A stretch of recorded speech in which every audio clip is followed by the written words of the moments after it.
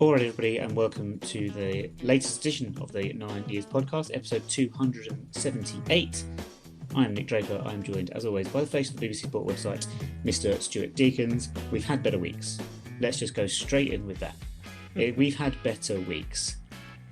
We're going to be looking at everything over the past two games for the podcast this week. We will, of course, also be looking back to what happened this week in 2002, which was a slightly better week, featuring an absolutely stunning goal. But let's finish on the high note of that. Let's start on the low note of 2 defeats in a week, 3 defeats on the spin now, going back to the Oxford game last year. No goals in 3 games. Do you know, Stu, that's actually reminded me, and sorry listeners if my sound is a bit off there, I just had to move something, I've realised it might have been, but so 3-0 to Oxford, 2-0 to Boreham Wood, 1-0 on Tuesday night.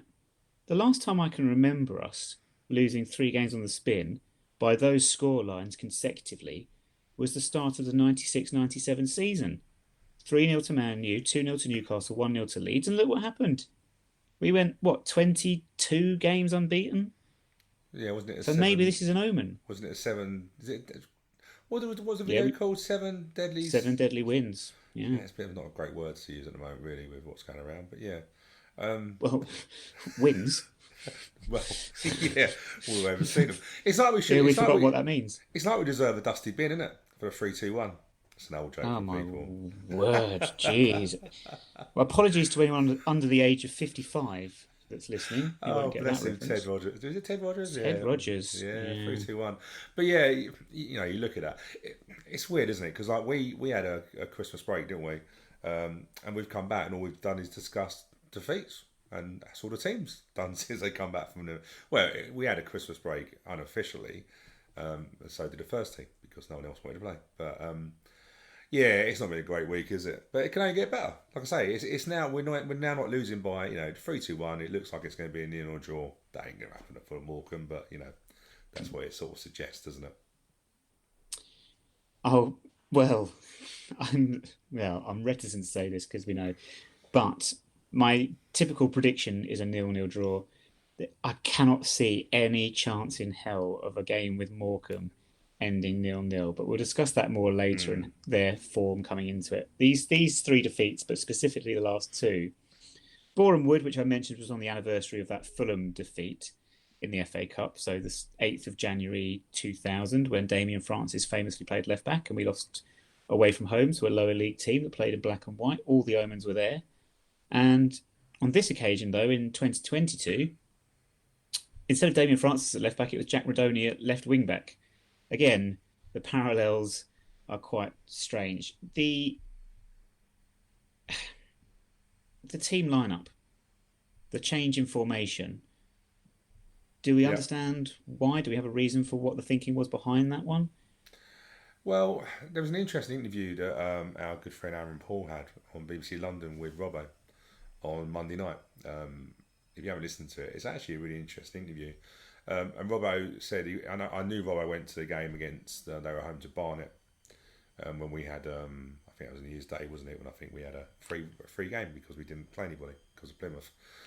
Free weekend, yeah. Free weekend. But he basically, I don't know how much has been said of this, but they had Luke Garrard on before Robbo. And Garrard basically done a lead, was the Leeds manager, Blasi, whatever his name is. Bielsa. That's it. He basically did that. So Robbo was there with his assistant on Saturday for the Bournemouth game against Barnet, and Luke Garrard saw him, and he asked a few of his friends to sit around Robbo, and they heard their debrief. So Robbo basically on the debrief it was quite a small pitch, how they play, and he felt to go with 3 at the back. And Luke Garrard had his spies. Is it cheating? I think it's just gamesmanship, isn't it? And Robbo was on after Luke Garrard, and Aaron mentioned it, and Robbo was honest and said, "Look, doesn't surprise me. Garrard's, Luke's always been one to try and get those small margins. However, that decision, along with the formation change, along with Bournemouth being aware of it, really didn't get. There's no surprise, was there? And it didn't work. It didn't work, as we can see by the first goal. If you don't play three at the back regularly enough, that's what happens. By that you mean the fact there was a huge gaping hole on the counter attack when we gave away possession quite cheaply, and we only really had Hennigan in position to deal with anything. Nesta has to come across and is just second to it, isn't he? The finish is excellent, but as you say, it doesn't happen with a back four. No, so if you've got three centre halves, realistically, where that happens, so the overload was on the left hand side, so Ben Hagen steps over. That means that Nesta Guinness Walker's got to step over one, and means that Jack Rodoni's got, who's playing left wing back, has got to drop in and cover the gap. And in the end, Luke Nesta didn't get close enough. He was too wide out, and as soon as ball's played through, doesn't get round. He's 1-on-1. He's done. And that's your problem when you play three at the back, because everyone's got to do their job. And is Jack Rodoni a left wing back? Not really. And it didn't work. It didn't work. And but to be fair, was it because of the formation? I still didn't think we put a great performance in. I felt Bournemouth were more up for it, more experienced, and they were worthy winners. However, they didn't blow us away. Do you know what I mean? Like, we didn't get. I didn't feel we were beaten by a great team. We just got beat. Is there an experience factor in the fact that, as Robbo said afterwards, once they'd got ahead, a team that doesn't concede goals, got experience, knew how to stifle us, and just saw the game out after that? Yeah, and I think it showed. I think the results showed a limitation of our squad because there was just nothing to change it. If we had Aaron Presley, we could have gone up with Ollie Palmer. But if they're playing three centre halves, three big centre halves, realistically, were we going to get any joy with Aya Sala and Jack Rodoni? Possibly, if we got the first goal and they had to then come out and attack, we might have found the spaces in behind them. But as soon as they got the first goal, they defended the central areas and we passed the ball around. Well, we passed the ball around as if we were the only person who had the ball, but we never got the ball in the back of the net and never looked likely to either. Yeah, it's kind of weird over these last few games how we seem to have become a little bit blunt in attack, considering we were scoring goals for fun before the break. It's Yeah. strange how that's changed. There's been no real personnel change at all either. It's, as you said before, the front six are the front six. It's not changing. But hey, a disappointing day all round at Boreham Wood. The second goal, I know Robert said, was on a counter attack. I still think we could have done better, to be honest with you. There were still enough men back, and the ball comes in near post. I think it's a poor goal. But hey, the FA Cup, this is what happens. But yeah, strange day all round, that one. Reaction to it seemed, I thought, a little bit over the top. Again, I mean, come back to the old chestnut of social media, but ignoring social media, at Meadow Park itself, it felt like there was an atmosphere, a little bit of underlying tension during the game, after the game. Felt like it was a little bit of a miserable experience. It then rolled over into social media, but yeah, a really strange one. Was it? People took this one really hard. Yeah, do you know what? I was annoyed as well. I got involved in a little bit of it's on my WhatsApp groups. I got a bit involved in stuff, and do you know what? On reflection, what I put it down to was that we've had games. We've had games arranged, and they've basically been cancelled, for a better word, and we've had no football. And I think the problem you have then is that I couldn't wait for the Oxford games. Oh, great! And then we got beat 3-0. You're like, well, that's great. Wait ages for ages for a bus and it breaks down. That sort of thing, innit?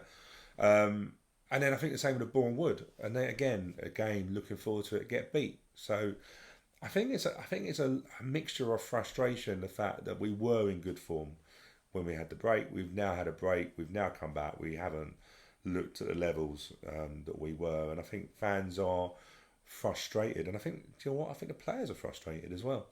There was some talk of players not back chatting the fans, but getting frustrated. I think everyone's frustrated, but we don't get out of this by being against each other. But we're all frustrated. The only thing I'll say is the FA Cup. People saying a team two divisions below us and getting upset by that. Like I said, we beat West Ham a couple of years ago. we're two divisions below West Ham. You have to accept these things can happen.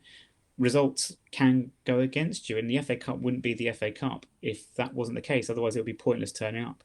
It would be absolutely pointless going to these games if lower league teams couldn't beat higher division teams. That's what it's all about.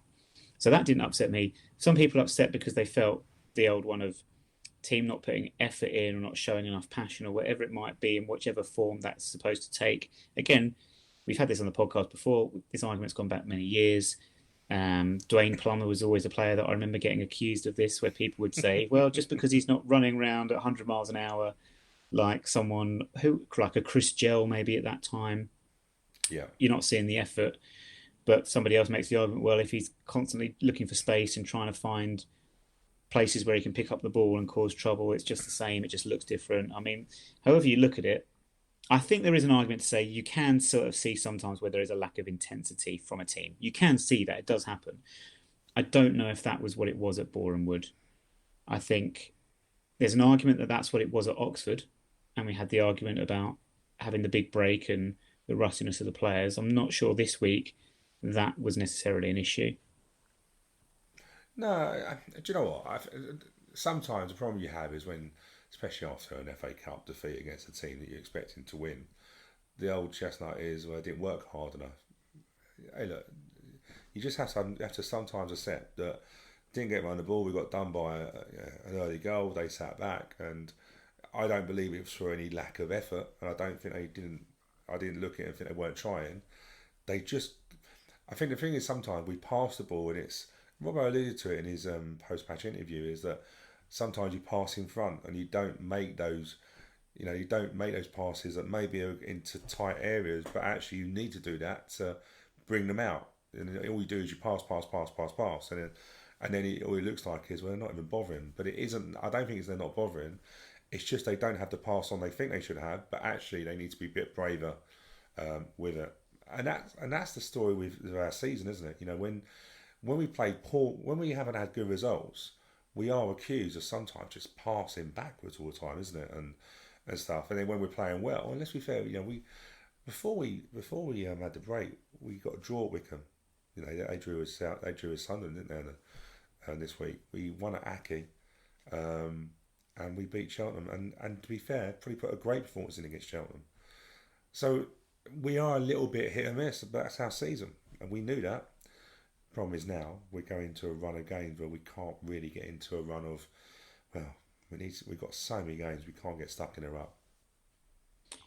No, I mean the other argument there, of course, is young team. As we said all season, young team experience. You're going to have peaks and troughs and things like that throughout the season. Yeah. And I do wonder if teams have figured this out a little bit. Like you say, when we've not played well and lost, it does feel like we're passing. But trying to find openings against teams that are quite happily sitting back and sticking men behind the ball and making life difficult for us. And we've got to be better than that and find options around that. Maybe we'll talk about that a little bit later with a couple of striking options that might mix things up for us. But let's get on to the Milton Keynes game on Tuesday.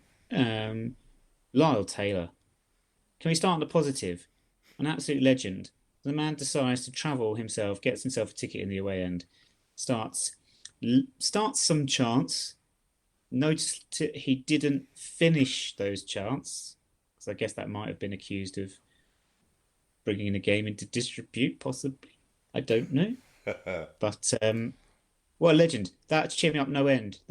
When you see it, him in the away end, Lyle Taylor in the away end, with all the fans, just singing songs. Man who scored in what remains our only league win against them. Yeah. Great moment for us. Weird one, wasn't it? Because we sort of, well, obviously we know Aaron quite well, and we knew he was at the game, and he did say he had a special guest. Aaron Paul, who said beforehand that he was commentating for BBC Radio London, wasn't he? Yes. And he said he had a special guest. Yeah, I strongly believe that was Lyle, because Lyle is on with Aaron on his Plus 72 podcast and stuff, and I reckon it was. I reckon it was probably pointed out not wise to have Lyle. That's what I think. I don't know, but that's what I'm thinking. So Lyle's always going to be there. It's nice, isn't it, that he was there, and I think it's probably first time I don't think he's been back to Plough Lane. I don't believe as a fan, Not Plough Lane. No. or anything like that. So yeah, weird one for him to choose that. Me being a bit cynical, he's not playing for Forest, so he's probably just doing anything to wind up Forest to get him a low move. If I know Lyle well enough, he won't. He's always got an emotive with it.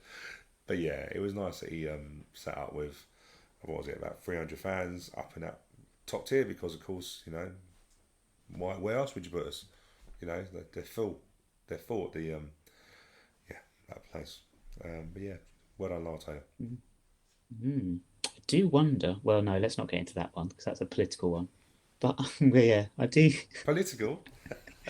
Yeah, it could turn political. I just think they put us in that top tier because they're worried about pitch invasions from the first couple of games and any potential damage to the stadium. And I'm thinking, well, we could cause damage to the stadium, and then if we give a plea that suggests it's for historical offences, then we might get away with it. Yeah. Just saying, precedent's been set. The thing is, right, they do things to wind us up.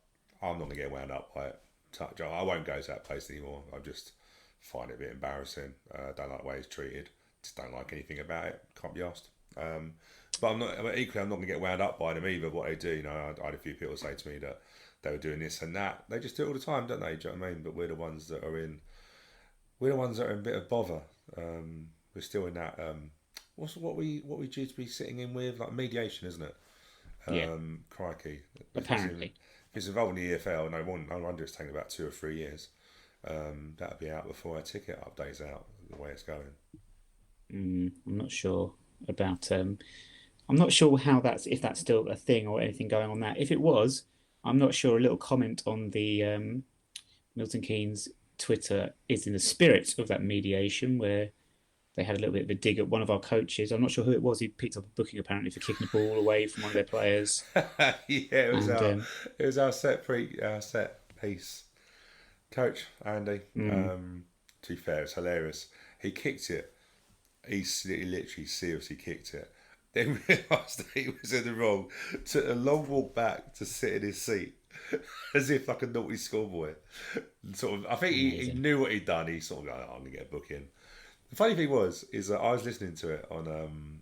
I wasn't actually listening to the Wimbledon feed, and they were laughing. The actual feed was laughing and going, "They've just booked someone on the bench. We don't know who he is. We don't even know why he's booked, and actually, what relevance has it got? It's just, what is it all about?" Alfie, I don't know. Was it made for Steve Evans? Was it just made for Steve Evans just to stop him being an absolute? Yeah, well, possibly. Well, yeah, we'll come on to him later as well. He's gone as well, yeah. But no, they referenced that on their Twitter. I don't block people on Twitter. No, that's not true. Okay, I don't block people on Twitter, except there are exceptions. Number 1, Milton Keynes. Number 2, if you block me, just for the sake of it, I'm going to block you back. But I'll never block someone first, because I feel like, do you know what? I don't see the point of it, to be honest with you. Like, I can just, if someone's going to have a go at me, whatever, I'll just ignore them. It's fine. If they disagree with me, great. I want disagreement. I try and prod people for disagreement all the time, and no one bites. But anyway, they said that, and they made some comment about how classy it was of us to do that, to kick the ball away or something like that. I was like, okay, a little dig in there, but mediation, whatever. Anyway, sorry, we've got well off the point. So we lost, right? We lost, and we had a man sent off, Nesta Guinness-Walker. Yeah. We've got to stop giving away. The biggest problem we've got is we're giving away cheap goals. So Boreham Wood, the first goal is really the only goal that matters, and that comes from a loose pass into midfield, right? Loose pass, give the ball away. Tuesday night, Nick Zanev tries to pass out from the back, gives possession away. Seems about 10 minutes later, after they cross the ball in, back post, laid off, whatever it is, but they end up scoring from it. We just need to cut out these basic errors, gifting possession away in the wrong parts of the pitch. Yeah, and you know what? I don't want to keep saying process because I just sound like I'm just saying what Robbo says, but you sort of get it in a way. You know, he wants them to pass, he wants them to be brave, he wants them to make decisions on the pitch, and I get that because actually you can't just tell players what to do robotically. Otherwise, we get what we used to have when people go, just play it in the channel. Look at Wimbledon. Everything we did, we knew it was robotic, wasn't it? hit it into the channel, get a throw Sorry, on. what? Sorry, sorry. The old It was Wimbledon. what? It was Robotic. what? Robotic. Do you know what? When you said that, Stu, that did not sound like that was the word you said at all. When I listen back to this, can't wait to hear what that came across like to the listeners. Well, I'll say, in terms, the Wimbledon of old would be robotic, play it into channel, win, get into the final third, win a set piece, win a throw on, play from there. That was the old Wimbledon, and that was drilled in. Do you know what I mean? It's like going back to not Arsenal, George Graham at Arsenal, offside, arm up, drilled. Drill. If it's in that part of the pitch, you do that. But Robbo wants them to be able to make decisions based on what they see. And he said, when we gave the ball away, we were being pressed. And we went back. When really what it just needed is someone just give it a welly. They can't score if the ball's in the empty stand. That's the thing. But we, with Ben Hennigan, he played the ball back. But if you look at the whole move from it, we actually were being pressed so much and we kept going back and back. And if you got, if Nick Zanev's in the right back, or literally by the corner flag, he can't be playing it out. But actually, you can blame Zanev, or you can blame actually why did we get so far back when really we should have just got a ball out, played it out. It's not wrong to hit a long ball. It's not wrong to clear your lines sometimes, but we get caught into this trap of pretty football, and it don't look pretty because you just concede a goal from it. At that point, we hadn't started that well. Is that fair to say? And yeah, and then we weren't at the races. We weren't at the races. But why? In what sense though? Was it with the ball, without the ball? Which one was it? Because I think if we take away our hatred for them, they are a very good footballing team. And realistically, we just didn't. We didn't do the right. We didn't get close enough to them. We didn't keep the ball. We didn't get the ball and move it around. And then we started with an early press. Then we dropped off, but we just didn't. In my opinion, we just didn't get close enough to them, and we let them pass. And eventually, they're going to find a route. If you look at their possession stats, they're the highest possession stats in the league. In League One, I think they're probably, they play a very much possession based game. I don't know what we were trying to achieve, but we didn't get close enough to them. And then when we do get a player sent off, for all the years I said to you, it'd be nice if just sometime we just whack them and get a red card. I know it sounds unprofessional. Well, we got a red card, but for the most stupid yellow cards you can see. And I don't blame the referee, to be honest with you, because they were both yellows. they were only the only two fouls he made. Though, was that the argument? Because I saw the second yellow, and for me, I thought no, that's I don't have any complaints with that. I think the argument is that it was two fouls, two bookings, so it's probably the first one where you might have got a bit of leeway if it's the first foul you've made. If it wasn't as blatant as what it was, basically, Fair enough. Neskins Walker was on the left hand side, tried to play the ball. Tano Watson, who has turned out to be a decent player, he was excellent last night. Tano Watson intercepted it, went off, and Neskins Walker basically just pulled him back. So it's a tactical foul. It's a yellow card every day of the week. You could argue that the second yellow, is it a warning, that sort of side of it. But why has he got to make the tackle? I just don't get. Sometimes I just think to myself, you're on a yellow card, let them go. What's the worst that's going to happen? They score. 2-0 down. Would have been 2-0 that time? Yeah, would have been. Yeah. But at least at 2-0, you can come back. At 1-0, 10 men against a team that love possession. Good night. That said, we could have had a penalty. Should have had a penalty. There were two incidents that people thought could have been penalties. There was one with the tackle on the edge of the box, and there was one with both of these were Rodoni, and then the second one where he's trying to get on the end of a cross to head it towards goal. The first one, for me, I think I've got no argument there. I think if that had been at the other end, I'd be fuming if a penalty was given for that one, because I think the player comes across and takes the ball. But the second one, he's being denied an obvious goal-scoring opportunity. I'm not going to go and say denied an obvious goal. I've seen some people describe it as a tap-in, empty net, all this stuff. No, there's still work to do. It's an obvious goal-scoring opportunity. He's wrestled to the ground. The defender's got no intention of looking to play the ball there. He's just playing the man completely. So I Yeah. think I don't know what the referee is thinking has happened there. It was poor. That was a poor decision. I think it was weird, isn't it? Because I don't want to say the referee cost the result, because I don't think he did, if I'm being honest with you. However, it was a penalty. It was like what happens at corners where people are touch tight and they're not, the ball's behind you, but you're looking at the man. Well, if you're looking at the man, you're playing a man, you're not playing the ball, you don't know where the ball is.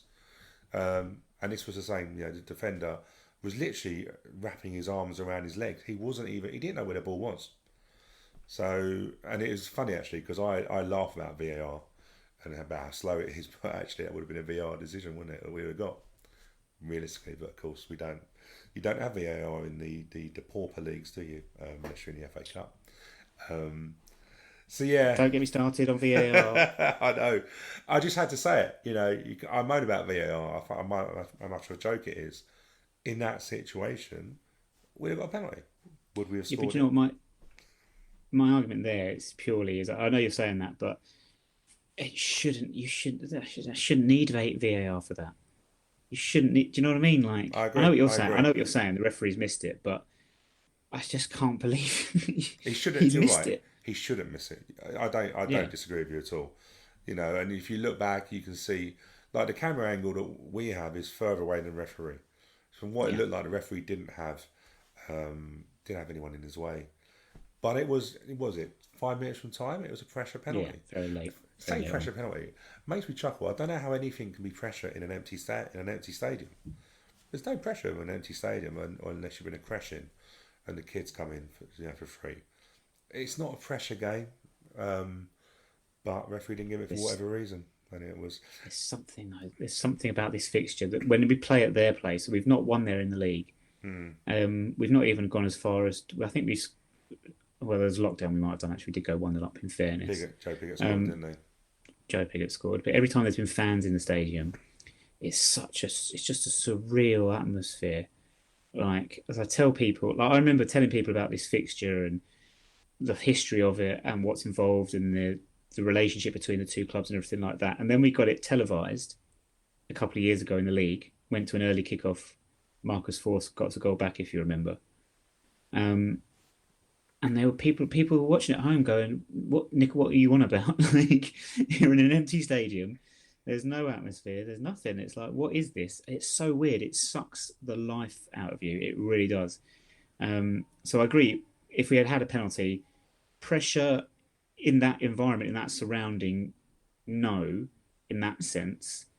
But we see with Joe Pigott when it comes to penalties against Milton Keynes, something happens to your brain. And I do think that is part of the problem. I'm a part of it as well, because I have in the past gone on about this fixture. It means to the fans of us that pay attention to this fixture and attend this fixture, there's a whole lot of importance allocated to it. And I don't think the other side of the fence have anywhere near that feeling. And sometimes when you're a little bit more relaxed about these things, that can be beneficial, because I think perhaps we've overthought, or the potentially players have overthought this fixture in the past. Yeah, I agree. The fixture it basically is that at their place it's behind closed doors effectively. At our place it'll be sold out. Yeah. So we won't travel, which then makes it's the old argument, you get, and this is why I hate the fixture, because you get people going, it doesn't exist.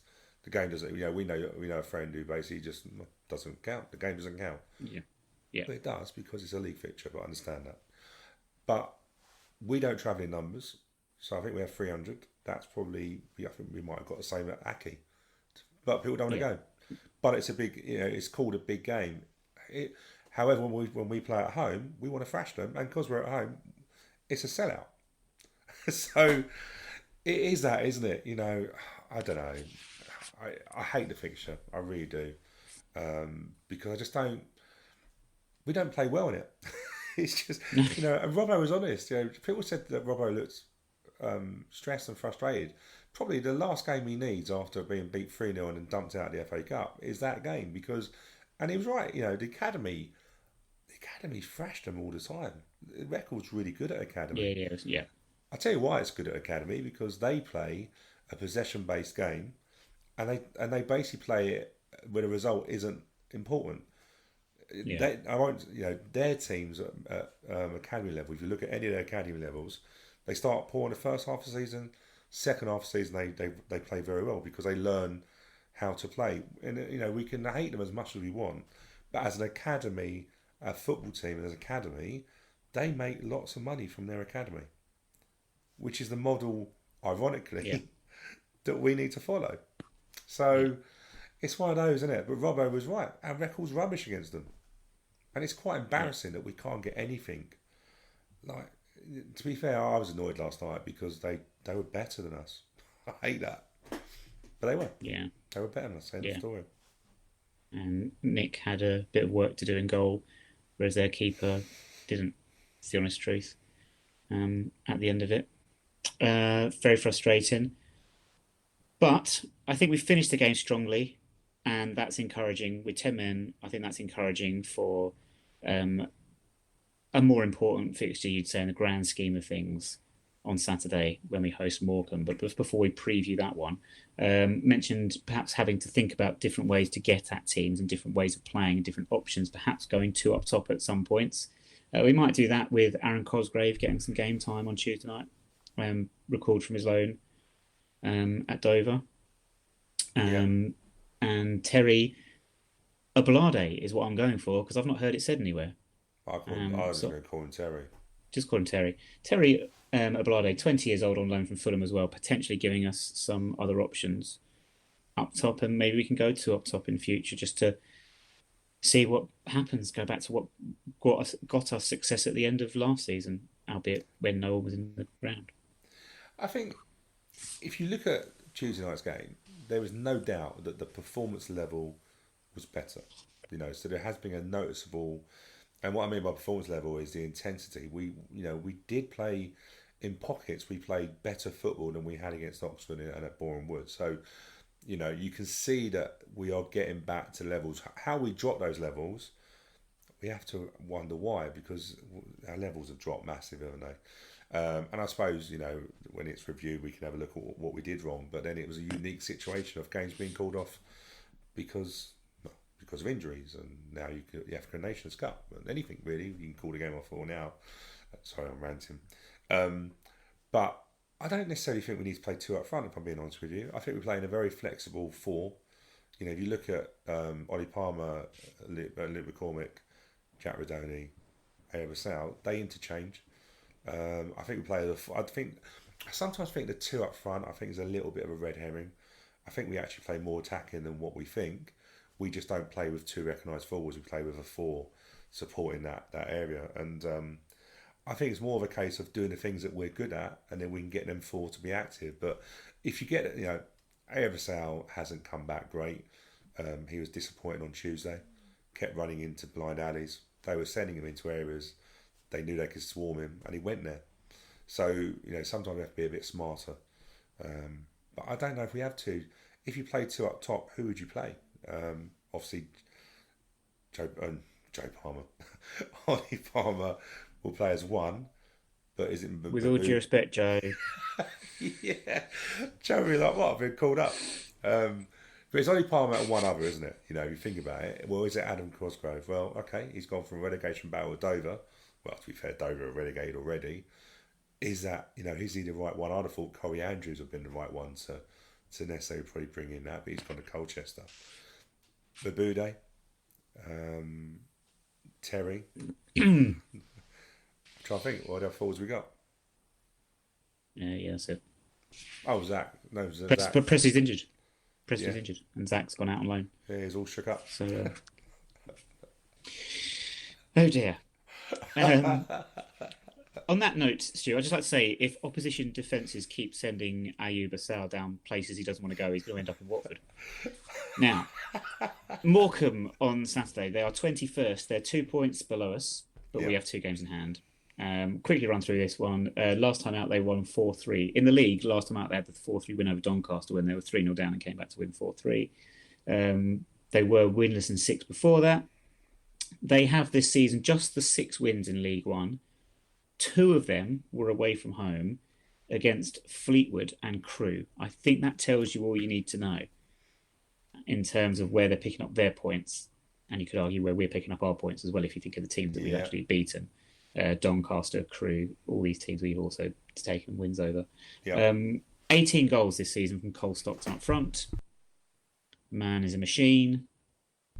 And they also have Shane McLaughlin and Tamani Digaragwa, who is a very good, experienced centre midfielder as well. So they have quality in certain areas, I think it's fair to say. But we kind of have to win this one, don't we? Massively. If you look at it now, we are in for, after Wickham, I thought I was only looking upwards. The problem you've got now is... You fall over. I think the problem we've got now is we've got so many games. We've got a small squad. We're playing Tuesday, Saturday. And we've got some tough games coming up. So, if you look beyond this, and I know we talk about Morecambe, but look beyond it, you've got Burton, Pompey. So you've got Pompey, Burton, and then a re-galvanised... God, that's quite a big word for me. Re-galvanised Ipswich Town midweek. It's the games that are coming up are blooming tough games. They're a good team. And it's actually two wide players. I'll just try and actually find a name. I think one is Arthur Ganganoa. I can't believe I can't pronounce that. And there's one other. When we played against them at Morecambe, we dominated them until they changed their formation. I think they tried to match us up. They changed to a 3-up. Caused all sorts of problems. Cole Stockton scored the goal from the halfway line. He scored about 60% of their goals. So basically, we just got to kick him. Let's be fair, we just got to kick him. I know it sounds horrible, but you stop him playing, you stop Morecambe. That's obvious, isn't it? But I'm a bit worried about the game. They did well at Tottenham on Sunday. We were 1-0 up for a long time until Tottenham took it seriously and brought Harry Kane on and stuff. But I'm worried about the game. And it's a 6-pointer. It's they go above us. We've got 2 games in hand. But we've been here before. When you've got games in hand, you'd always rather have points on the board than games in hand. And those games in hand are going to come quick and fast. So am I painting any positive stories here? Thick and fast.